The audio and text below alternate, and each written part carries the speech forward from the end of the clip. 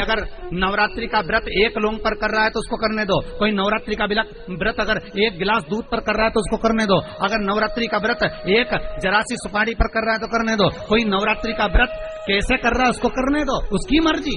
तुम्हारे घर में जैसा व्रत होता है, तुम्हारे घर में जैसा नियम होता है। कितनी महत्वता कलश की महाराज। जिनके घर में ज्यादा रोग हो, बीमारी हो, ज्यादा तकलीफें आ रही हो, कष्ट बढ़ रहा हो, बीमारियां बढ़ रही हो, या भय लग रहा हो, डर लग रहा हो, हृदय चित्त में कहीं ना कहीं आपको भय का भान हो रहा हो, तो एक लोटा पानी एक कलश में जल भर कर रख लीजिए और रात भर उसको रख रहने दो। नवरात्र चल रहा है, उस कलश को रात भर रखकर सुबह सुबह उस कलश में एक बेलपत्र डालकर उस जल को नीम के पेड़ के नीचे, जहां नवरात्रि में नीम के पेड़ के नीचे सारी विद्याएं, आदि शक्तियां, सारी देवी उस नीम के पेड़ के नीचे विराजमान रहती हैं। उस कलश में एक बेलपत्र डालकर रात भर रखकर उस जल को पूरे घर में घुमाकर उस नीम के पेड़ के नीचे समर्पित कर दीजिए महाराज। घर में भय लगना बंद हो जाएगा, कोई बड़ी बीमारी आपको घेरेगी नहीं और उस बीमारी से, उस रोग से आप मुक्त रहेंगे।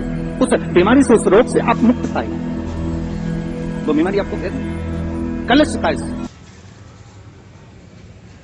नवरात्रि में 9 दिन में से कोई एक दिन ऐसा ले लो जिस दिन कन्याओं का भोजन कराओ, साथ में उनको लाल चुनरी ओढ़ाओ या कोई लाल वस्त्र, लाल पूजन की सामग्री उनको दो, सुख मिलेगा। नवरात्रि में देवी जी की जो बाती लगाई जाती है वो लंबी लगाई जाती है। लंबी बाती का प्रमाण अलग होता है। लंबी बाती क्यों लगाई जाती है? भगवान के मंदिर में दीप में, देवियों की पूजन में, लक्ष्मी की वृद्धि के लिए। कौन से देवता क्या लंबी बत्ती लगती है और कौन से देवता क्या गोल बत्ती लगती है, उसका भी प्रमाण बनता है। किसी देवी की पूजन करो तो लंबी बत्ती आती है, कुल देवता की पूजन करो तो लंबी बत्ती आती है। किसी मंदिर में किसी देवता को लगाने जाओ तो गोल बत्ती लगती है, उसका भी प्रमाण है। लंबी बत्ती जहां लगाई है, अगर लक्ष्मी के सामने लगाई है तो लक्ष्मी की लंबाई बढ़ती है, लक्ष्मी की वृद्धि बढ़ती है। अगर कुल देवता के नाम की लगाई है तो वंश की वृद्धि होती है। इसलिए हमारे यहाँ अमावस्या पूनम को जो पाटे माटे बढ़ाते हैं उसमें गोल बत्ती नहीं लंबी लगाई जाती है, जिससे हमारा वंश बढ़े। नवरात्रि में देवी जी की जो बाती लगाई जाती है वो लंबी लगाई जाती है, गोल नहीं। क्यों? क्योंकि जिससे माँ हम पर कृपा बना कर रखी, हमारा वंश खूब बढ़े, हमारे यहाँ लक्ष्मी की वृद्धि है। स्थिर बाती, गोल बाती लगाई जाती है ब्रह्मा के मंदिर में, इंद्र के मंदिर में, देवता के मंदिर में। तुलसी के सम्मुख में लंबी बाती नहीं लगती, तुलसी के सम्मुख में गोल बाती लगाई जाती है, जिससे स्थिरता का भाव केंद्रित।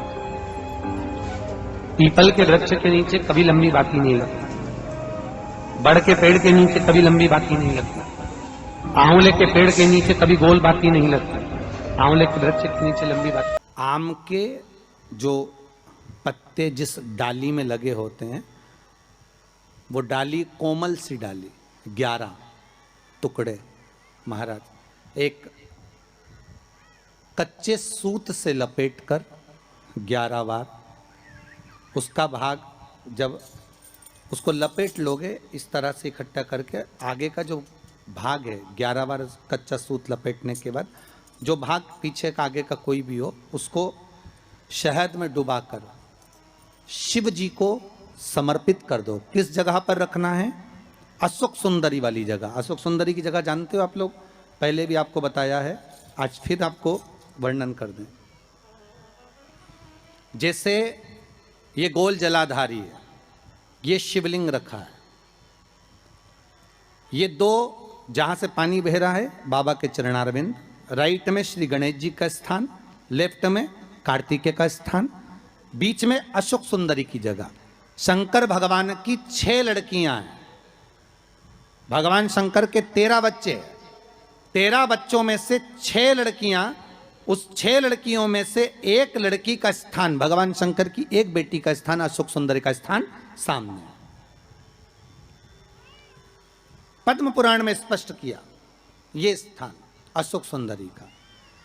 शंकर भगवान की जलाधारी में पार्वती जी का हस्तकमल, ऊपर से जो एक एक बूंद पानी गिरता है, ये शंकर भगवान की 5 लड़कियों का स्थान है। जया, विषहरा, शामरी बारी, दौतली और देव। शंकर भगवान की 5 लड़कियां भगवान शंकर के मस्तक पे जल की धार गिरा रही हैं। बीच में जो अशोक सुंदरी का स्थान है महाराज, उस जगह पर शहद का मुख, जो शहद आपने भिंगोया है, उस शहद का मुख शंकर जी की ओर कर कर इसी चैत्र के महीने में, इन्हीं नवरात्रि में शंकर भगवान के उस अशोक सुंदरी की जगह पर शहद का भाग शिव जी की ओर रख दें। महाराज, अगर घर में संपदा की कमी हो या कोई पैसा खा गया हो, रुपया नहीं दे रहा हो, पैसा अटक गया हो, तो उस शहद को शिव जी की ओर मुख कर कर उस आम के पल्लव की जो डंडी है उसको 11 डंडी को वहां रख दीजिए और उससे अपनी कामना कर कर आ जाइए। हो सके उस शहद में से थोड़ा सा शहद किसी रुमाल पर, किसी कपड़े में लगाकर उसको रख लीजिए। जिस व्यक्ति से पैसे लेना है, जिस व्यक्ति से पैसे मांग रहे हो, उससे एक बार जाकर मिल लीजिए, एक बार उसको खबर कर दीजिए। बाबा चाहेगा भोलेनाथ तो नवरात्रि में ही पैसा वापिस आ जाएगा, अगर शिव कृपा कर दे। ये बाबा की करुणा। आम का पल्लव कोई साधारण नहीं जिसको कलश के ऊपर रखा जाता है, शिव की कृपा। जिस आम के पेड़ पर स्वयं कामदेव चढ़कर भगवान शंकर के तीसरे नेत्र द्वारा जलकर भस्म हो जाते हैं, वो आम का पेड़ साधारण नहीं हो सकता।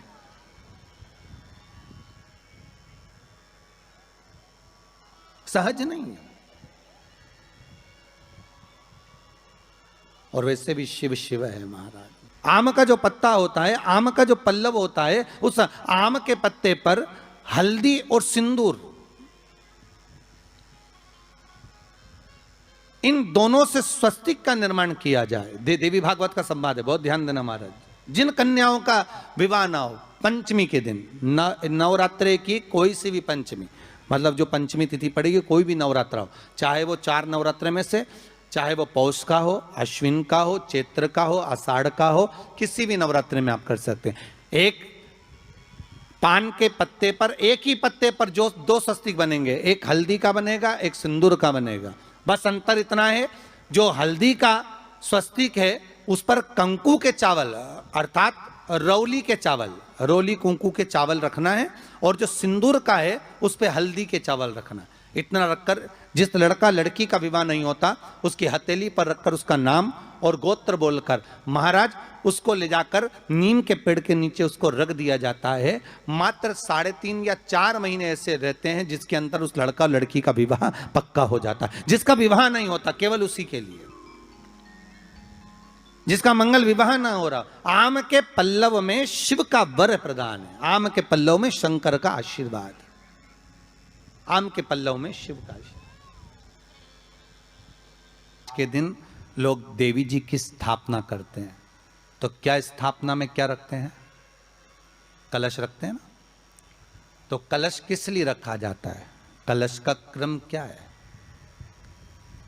अपन ने अभी तक कथाओं में बहुत सुना, शिव महापुराण में, कि दिए का महत्व क्या है। अपन ने सुना दही का महत्व क्या है, जल का महत्व क्या है। पूरी शिव महापुराण में अपने अलग अलग महत्व को जाना है।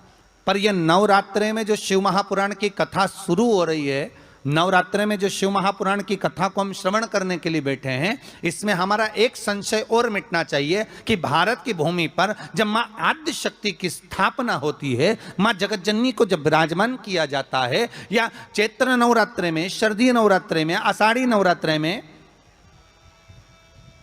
आदिकादिक पौष नवरात्रे में हम शंकर की, हम जगतजननी जगदम्बा की जब स्थापना करते हैं, या हम नूतन घर का प्रवेश करते हैं, या गणेश जी की स्थापना करते हैं, या कोई दुकान को प्रवेश करते हैं, या कोई शुभ कार्य करने के लिए अग्रण्य होते हैं, तो हम कलश की स्थापना क्यों करते? आखिर कलश में ऐसा क्या है?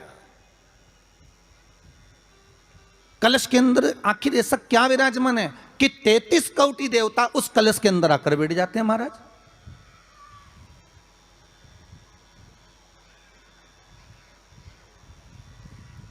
आप कोई यज्ञ करने जा रहे हो, आप कोई पोथी पुराण करने जा रहे हो, आप कोई अच्छा कार्य करने जा रहे हो, तो ब्राह्मण देवता कह देते कलश की स्थापना होगी, कलश की शोभा यात्रा निकलेगी, कलश यात्रा निकलेगी, कलश विराजमान होगा।